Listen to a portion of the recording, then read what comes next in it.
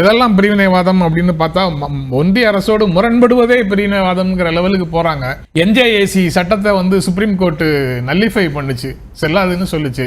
Supreme கோர்ட்ல பிரிவினைவாதிகள் நிறைந்த கூடாரம்னு சொல்லுவாங்களா அப்படின்னு எனக்கு தெரியல. எலக்டோரல் பாண்ட்ஸ் சட்டவிரோதமானது அப்படின்னு சுப்ரீம் கோர்ட் சொல்லுச்சு. ஒன்றிய அரசு எடுக்கக்கூடிய நடவடிக்கைகளை எதிர்த்து கொண்டே இருக்கிறது சுப்ரீம் கோர்ட், அதுவும் பிரிவினைவாதம்னு சொல்லுவாங்களான்னு எனக்கு தெரியல. அதாவது தேசிய கல்வி திட்டத்தை ஏற்கும்படி மாநிலத்தை கட்டாயப்படுத்த முடியாதுன்னு சுப்ரீம் கோர்ட் சொல்லுது. அப்போ ஒன்றிய அரசோடு மாநில அரசுக்கான முரண்பாட்டை சுப்ரீம் கோர்ட் அங்கீகரிக்கிறது, அரசமைப்பு சட்ட ரீதியாக அங்கீகரிக்கிறது.